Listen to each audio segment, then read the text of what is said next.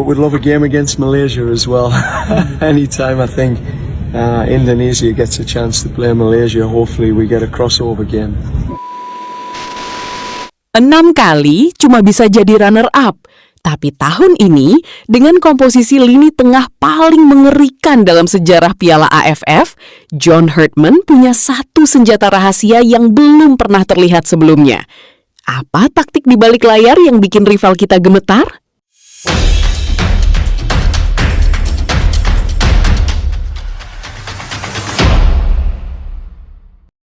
Panggung terbesar sepak bola Asia Tenggara belum juga dimulai. Namun aroma ketegangan taktis sudah tercium pekat dari pemusatan latihan timnas Indonesia di Gianyar, Bali. Pelatih kepala John Herdman tampaknya tidak ingin membuang waktu sedetik pun. Setelah menyelesaikan evaluasi ketat pada pemusatan latihan tahap pertama, arsitek taktis asal Inggris ini langsung tancap gas memasuki fase kedua yang menjadi penentu hidup dan mati cetak biru permainan Garuda. Ini bukan sekadar persiapan turnamen 2 tahunan biasa. Ini adalah operasi senyap untuk meruntuhkan kutukan 6 kali spesialis runner-up dan menegaskan dominasi baru Indonesia di bawah kepemimpinan modern. Langkah awal Herdman di fase kedua ini terbilang sangat berani sekaligus dingin. Di saat publik sepak bola tanah air berspekulasi mengenai komposisi pemain, mantan pelatih timnas Kanada ini justru sedang sibuk menyaring skuad secara radikal. Proses eliminasi ini bukan tanpa alasan. Intensitas tinggi yang diterapkan dalam sesi latihan menuntut kedisiplinan posisi dan ketahanan fisik yang sempurna. Herdman sadar betul bahwa untuk memenangkan turnamen dengan jadwal sepadat Piala AFF, ia tidak membutuhkan pemain yang sekadar berbakat, melainkan unit-unit taktis yang adaptif dan siap menderita di lapangan. Peta kekuatan Garuda mendapat suntikan moral dan kualitas yang masif seiring mendaratnya 2 pilar penting, Ragnar Oratmangoen dan Ivar Jenner, di Pulau Dewata. Bergabungnya kedua pemain ini langsung mengubah dinamika ruang ganti sekaligus memperkaya opsi taktikal tim kepelatihan. Ragnar, yang baru saja meresmikan kepindahannya ke Persib Bandung bersama Sandy Walsh, membawa dimensi baru di lini serang. Kedatangannya memberikan fleksibilitas luar biasa. Ia bisa bertindak sebagai penyerang sayap tradisional yang menyisir garis lapangan, atau bergerak menusuk ke dalam ruang antar lini untuk membuka ruang bagi pemain lain. Sementara itu, kehadiran Ivar Jenner di lini tengah memberikan ketenangan dan visi sirkulasi bola yang selama ini menjadi pembeda kelas permainan Indonesia di level internasional. Namun, persiapan ini sempat dihantam awan mendung menyusul kabar cederanya Mauro Zijlstra. Striker muda yang sangat dinantikan publik untuk menjadi jawaban atas tumpulnya lini depan Indonesia terpaksa mengubur mimpinya tampil di turnamen ini. Kehilangan target man murni dengan profil seperti Mauro biasanya akan membuat seorang pelatih sakit kepala. Tetapi disinilah kelas seorang John Herdman diuji. Alih-alih meratapi situasi, Herdman langsung mengintegrasikan Mitchell Duke ke dalam sistem utamanya. Setelah menyelesaikan proses administrasi kewarganegaraan di Jakarta, penyerang tangguh ini langsung melebur dalam sesi latihan taktis di Bali. Duke diproyeksikan menjadi tembok pertama sekaligus pemantul bola di lini depan. Sebuah peran krusial yang akan membebaskan para gelandang kreatif untuk muncul dari lini kedua. Mari kita bedah lebih dalam potensi struktur formasi 3-4-3 yang kemungkinan besar akan menjadi pakem utama Herdman.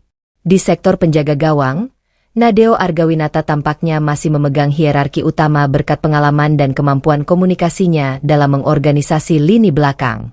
Posisi ini tentu tidak aman 100% mengingat performa Teja Paku Alam dan Muhammad Riyandi terus mengancam di bangku cadangan. Namun stabilitas di turnamen pendek biasanya condong pada kiper dengan menit bermain internasional terbanyak. Maju ke lini pertahanan, trio bek tengah akan dipimpin oleh sang kapten, Rizky Ridho. Ketenangan Ridho dalam membaca permainan akan dikombinasikan dengan kematangan Jordi Amat.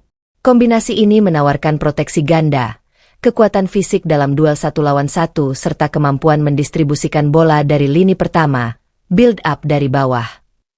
Jika izin dari klub Ivar Jenner keluar untuk memperkuat sektor pertahanan bawah, Herdman akan memiliki kemewahan taktis di mana lini belakangnya mampu menginisiasi serangan balik cepat dengan akurasi umpan vertikal yang mematikan. Pergeseran paling menarik terjadi di sektor jangkar. Duet Tom Haye dan Ivar Jenner di tengah lapangan diprediksi akan menjadi salah satu poros lini tengah paling mewah yang pernah ada di kompetisi Asia Tenggara. Tom Haye akan bertindak sebagai regista atau sutradara permainan yang mengatur tempo, mendikte irama kapan harus menekan dan kapan harus menahan bola. Sementara Ivar Jenner akan bergerak lebih dinamis, menutup ruang yang ditinggalkan Haye sekaligus menjadi jembatan transisi dari bertahan ke menyerang.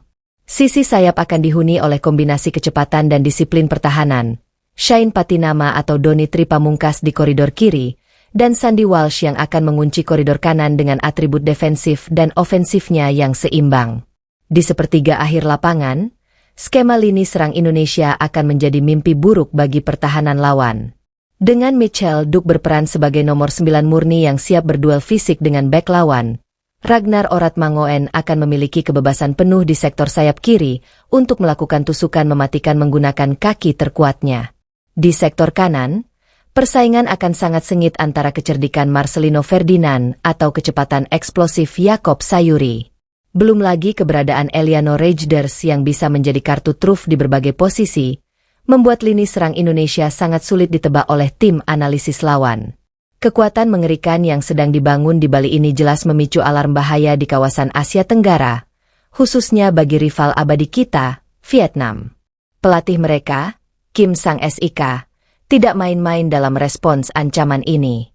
Ia memboyong skuad The Golden Star langsung ke Korea Selatan untuk menjalani pemusatan latihan intensif dan serangkaian uji coba tertutup. Langkah ekstrim ini diambil bukan tanpa alasan dasar. Ada luka mendalam dan misi balas dendam yang diusung Vietnam setelah dalam 3 pertemuan terakhir di level senior.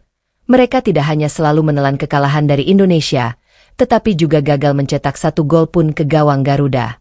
Kim Sang-sik tahu betul bahwa jika mereka gagal meredam agresivitas Indonesia di laga fase grup nanti, dominasi psikologis akan sepenuhnya berpindah ke tangan tim Garuda untuk bertahun-tahun ke depan. Peta persaingan grup B dan kalkulasi matematis menuju tangga juara. Berdasarkan jadwal resmi yang telah dirilis, langkah awal tim Garuda akan langsung diuji dalam sebuah laga krusial melawan Kamboja pada 27 Juli 2026 di Stadion Pakansari, Cibinong. Pertandingan pembuka selalu menyimpan jebakan psikologis tersendiri. Kamboja di bawah transformasi taktis terbaru mereka tidak bisa lagi dipandang sebelah mata sebagai tim penggembira. Mereka kerap menerapkan blok pertahanan rendah, low block, yang rapat. Sebuah ujian perdana bagi kreativitas Tom Haye dan kolega untuk membongkar ruang sempit sejak menit awal. Kemenangan mutlak di laga perdana menjadi harga mati yang tidak bisa ditawar. 3 poin atas Kamboja bukan hanya sekadar modal angka di papan klasemen, melainkan bahan bakar moral sebelum Indonesia melakoni perjalanan melelahkan ke Thailand pada 31 Juli 2026. Di sana, Timor Leste sudah menunggu di Stadion Chonburi sebagai tim musafir yang memilih markas di luar negaranya. Secara historis dan di atas kertas, kelas Indonesia berada jauh di atas Timor Leste. Namun, perpindahan venue ke Thailand ini membawa variabel eksternal berupa adaptasi cuaca dan tekanan mental yang berbeda. Hertman diprediksi akan melakukan rotasi taktis yang signifikan dalam laga ini untuk menjaga kebugaran pilar utama, sekaligus memberikan menit bermain bagi pemain pelapis seperti Eliano Rejders dan Jakob Sayuri agar atmosfer kompetisi mereka tetap berada di level tertinggi. Setelah melewati 2 ujian awal tersebut, perhatian dunia sepak bola Asia Tenggara akan sepenuhnya tertuju pada tanggal 3 Agustus 2026. Stadion Pakansari akan menjadi saksi bisu salah satu rivalitas paling panas di era modern. Indonesia menjamu Vietnam. Pertandingan ini bukan sekadar perebutan tiket semifinal atau status juara grup. Ini adalah pertempuran harga diri, perang taktis tingkat tinggi, dan puncak dari misi balas dendam yang diusung oleh The Golden Star. Ada rumor kuat di internal PSSI yang menyebutkan bahwa laga kolosal ini berpotensi digeser ke Stadion Utama Gelora Bung Karno, SUGBK, Jakarta demi menampung animo ratusan ribu supporter yang ingin meneror mental skuad Vietnam. Secara psikologis, bermain di kandang memberikan keuntungan masif bagi Garuda, namun agresi taktis yang disiapkan oleh Kim Sang-sik di Korea Selatan wajib diwaspadai dengan tingkat disiplin yang ekstra ketat. Analisis mendalam terhadap skema permainan Vietnam menunjukkan bahwa Kim Sang-sik sedang membangun antitesis dari gaya bermain pragmatis Indonesia. Melalui pemusatan latihan intensif di Korea, Vietnam fokus pada transisi kilat dari bertahan ke menyerang, fast break, dan efektivitas eksekusi peluang yang selama ini menjadi kelemahan terbesar mereka saat bersua Indonesia. 3 kekalahan beruntun tanpa mencetak 1 gol pun di Piala Asia dan kualifikasi Piala Dunia telah meninggalkan trauma mendalam sekaligus motivasi yang meledak-ledak di kubu Vietnam. Mereka tahu betul bahwa lini belakang Indonesia yang dipimpin Rizky Ridho memiliki kedewasaan taktis yang matang. Oleh karena itu Vietnam diprediksi akan mengeksploitasi area half space di belakang bek sayap Indonesia yang sering naik membantu serangan. Pertarungan di sektor ini akan menjadi kunci utama siapa yang keluar sebagai penguasa Grup B. Ujian fase grup Indonesia akan ditutup dengan lawatan menantang ke Stadion Nasional Singapura untuk menghadapi tim tuan rumah, The Lions. Karakteristik lapangan dengan rumput buatan atau atmosfer Stadion Nasional Singapura selalu memberikan tantangan tersendiri bagi aliran bola pendek cepat khas Hartman. Singapura yang terkenal dengan organisasi pertahanan yang disiplin dan skema bola mati, set pitch, yang mematikan bisa menjadi batu sandungan serius jika fokus para pemain Indonesia sudah terpecah memikirkan babak gugur. 4 pertandingan di fase grup ini menyajikan narasi yang komplet. Laga pembuka yang penuh tekanan, laga rotasi di Thailand, partai hidup mati kontra Vietnam, dan laga penutup yang menguras stamina di Singapura. Jika menilik komposisi skuad saat ini, 99% kekuatan inti diisi oleh talenta-talenta terbaik yang berkompetisi di Liga Super Domestik dikombinasikan dengan sentuhan magis para pemain abroad. Kehadiran nama-nama seperti Matthew Baker yang membawa etos kerja sepak bola luar negeri, serta potensi bergabungnya Justin Hubner di fase krusial, melahirkan sebuah kedalaman skuad terdalam yang pernah dimiliki Indonesia dalam 2 dekade terakhir. John Hartman kini memegang kendali penuh atas takdir sepak bola Indonesia. Target juara bukan lagi sekadar mimpi muluk atau pemanis di atas kertas. Itu adalah tuntutan logis dari sebuah proses evolusi panjang.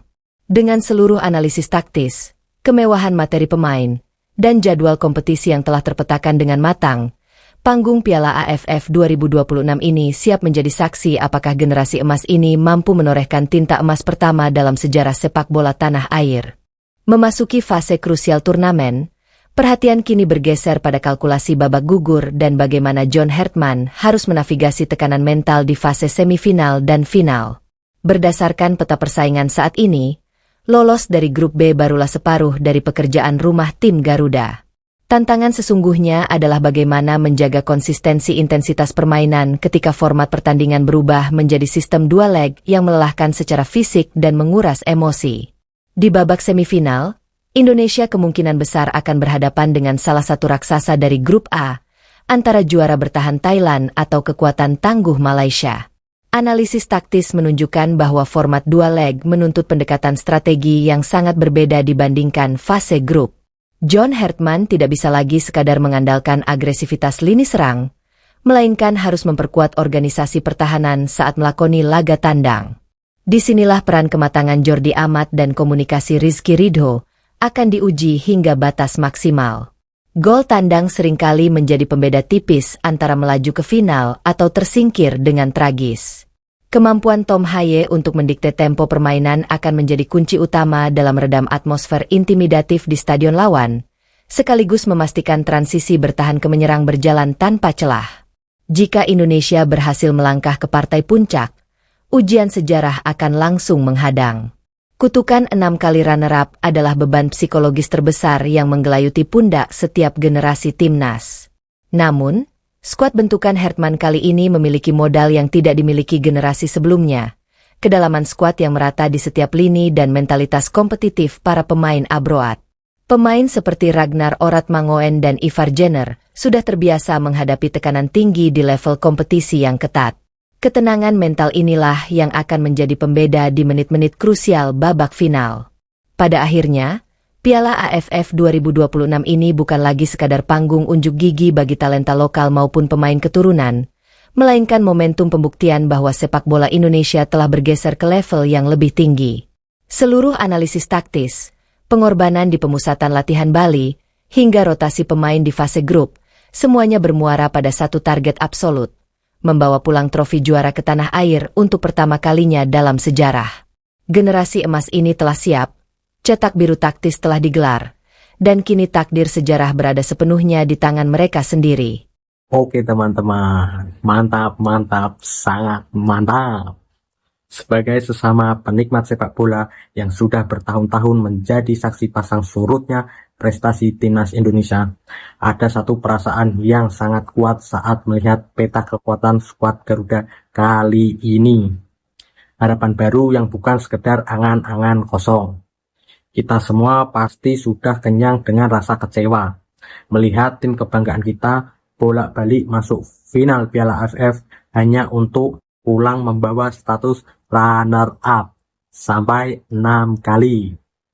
Rasanya seperti ada kutukan yang sulit sekali dipecahkan.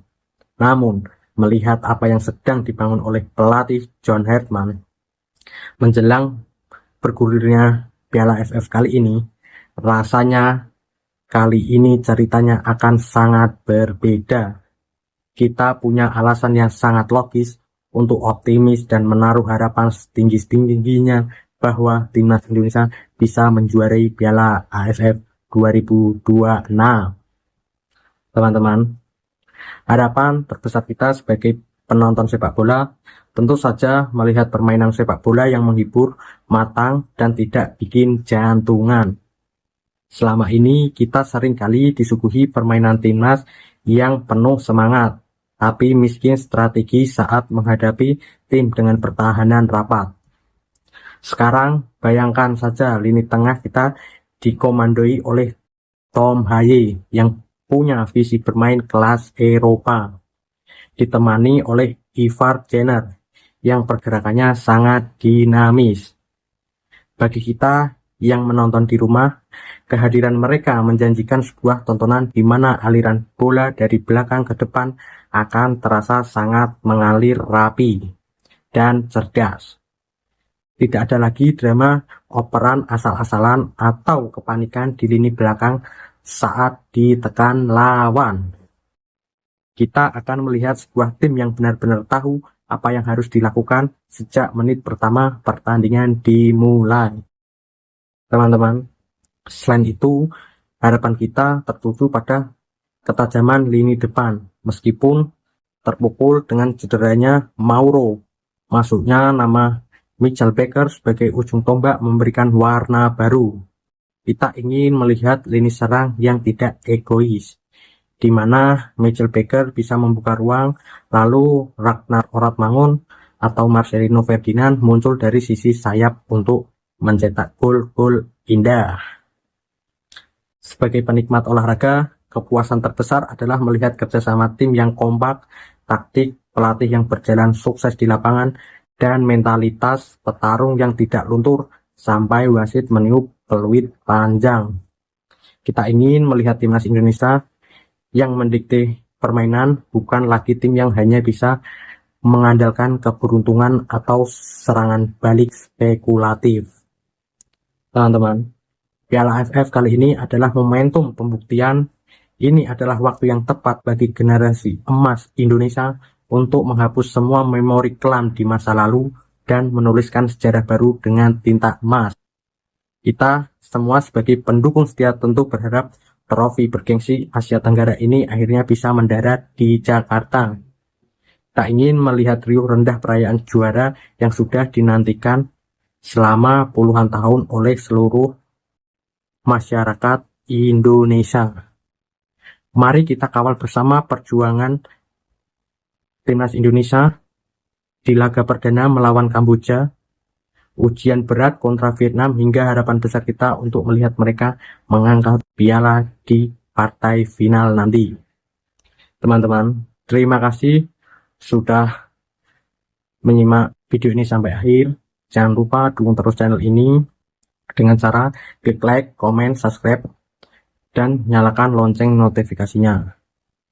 Teman-teman, sekarang mari kita ngobrol santai di kolom komentar di bawah. Menurut sudut pandang kalian sebagai pencinta sepak bola, seberapa besar peluang kita untuk juara kali ini? Dan siapa pemain yang menurut kalian akan menjadi kunci permainan di bawah asuhan John Hartman? Tulis prediksi kalian di kolom komentar di bawah dengan cara yang sangat bijak dan positif. Jangan asal-asalan. Terima kasih, sampai jumpa di video berikutnya. Saya pamit undur diri. See you next time.